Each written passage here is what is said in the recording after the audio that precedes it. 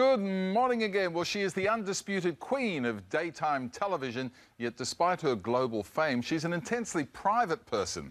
Since her marriage to Aussie actress Portia de Rossi, we've kind of claimed her as an honorary Australian, and now she's here for the very first time and loving it. I spoke to Ellen in Melbourne yesterday. Ellen, Richard, welcome to Australia. Thank you very much. You made it. I finally made it. This was really, it was a shame because I had been looking forward to this for a long time, and then I got I don't know, some kind of Bieber fever or something. Something happened to me where I wasn't able to travel. So I'm glad I'm here. Terrible in your line of work when you're not feeling 100%, I would imagine. Well, no, normally, first of all, I don't get sick. I never get sick. I'm a very healthy person. But also, the audience, just no matter how I'm feeling before we start the show, the adrenaline kicks in. The audience just makes me forget about anything other than the love in that room. So, I mean, I'd only been sick one day in 10 years before this, so this was something not to fool around with. Speaking of your audience, I mean, your connection with your fans, which is now evident here in Australia, I mean, it's real, it's powerful, it's genuine. Mm-hmm. You inspire a lot of love, don't you? Yeah, I mean, this is something I've never seen before. This was, I mean, I knew that I was told that I do very well here, and I think they just appreciate the fact that someone's on a plane for 14 hours. It must be kind of weird when you meet all these fabulous Australians like you know, your Hugh Jackman, your Russell Crowe, Kate Blanchett, Nicole Kidman, Keith Urban, all the fabulously successful, beautiful Aussies, and then you come here and you see the rest of us. Is it a bit of a letdown? Yeah, oh, it's disappointing. I thought everybody here has been really exceedingly attractive, and I'm not just saying that. I mean, the people here are good-looking people, and you know, I don't know if it's the Swiss vitamins that they're taking. Ooh, there you go. I don't know. I don't know. I just thought I'd mention Swiss. I can't say enough about Swiss because I would not be here if it weren't for them. They're the ones who are responsible for getting us here. So I can't thank them enough for that. But no, everybody is very, very attractive here. How's Portia feeling, speaking of attractive Aussies? It's hard because she's got family, and we're trying to squeeze in. There's so many different things, and I'm going to meet a lot of her family. Her mother, of course, lives near us in Los Angeles, and her brother and his wife and our nieces are all there. But extended family are all coming in, so I'm going to meet a bunch of... You're meeting the Rellies. Yeah, meeting the relatives, the Rellies. And so, but she's, you know, she's excited, and she loves, you know, she used to live here and she used to live in Sydney, so it's all, you know, great memories for her. We have a lot of people come to this country, a lot of rock stars, a lot of movie stars. What you're experiencing here is something pretty special, I think. Oh, really? Well, I know. Look, I'm thrilled that I have that kind of, you know, appreciation. I love that people like the show. I love that they appreciate the fact that we came. I wish I would have been able to spend more time. I wish we would have been able to do shows here. But it really is, and I just felt like I couldn't do enough for everybody. We did the show, and our trip kind of got truncated because of, you know, me not feeling well, so everything short. I was supposed to go to the Great Barrier Reef, and now I can't go there, and I was really looking forward to that. So I have to come back again. You're married to an Aussie. You obviously formed some expectations about the place, some opinions.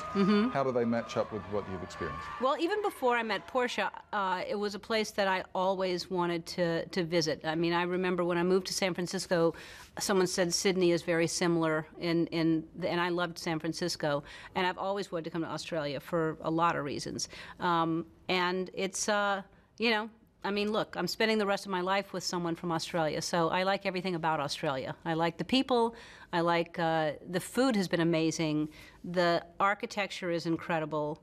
I could see myself buying a house here. I mean, really, it's a beautiful place, and I love, you know, it's clean, people are polite and friendly, and, you know, I've only seen good things here.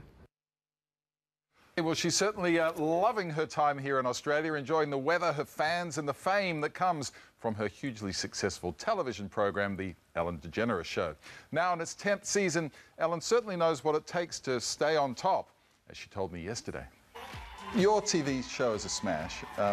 We love it. How hard do you have to work to make it look that easy?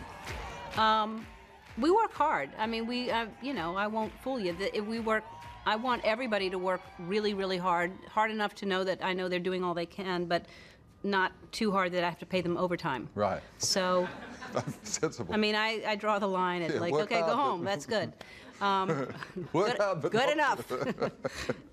So, you know, we all work very hard because we're really proud of what we do. And I've always said from the beginning, I want the show to be a great show, whether it's on in the middle of the day or when they come home at night and people have T-voted, and it's just as good as a late night show. I want it to be an entertaining show with celebrities, which is great, but I want regular people. I want to help people. I want to play games. I want it to be so we really constantly try to you know, improve every single day. We want the show tomorrow to be a better show than the show we did today. You have worked hard all your career, and it didn't come easy to you. Now you're experiencing, you know, success and fame on a massive scale. Mm-hmm. Is it what you thought it'd be? No, it's never exactly what you think it's going to be. And also, I think fame is changing. I think celebrity is changing. It's not the same as when I started out, you know, 25 years ago. It was a different thing, and I think reality TV is changing. People are famous just for being, you know, famous for no real reason, and I think paparazzi has changed. A lot of things have changed. So there's you know, there's mostly good things about it, and then there's some things about it that, you know, you just wish that people earned it more.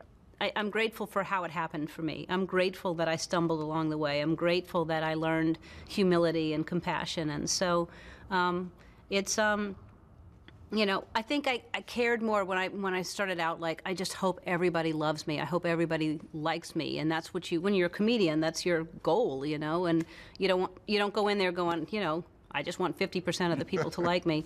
But then, you know, you get to a place where you know that you can't please everybody, and you know that there are going to be people that have opinions and they don't like what you do, no matter, you know, how hard you try. So I've let go of caring as much.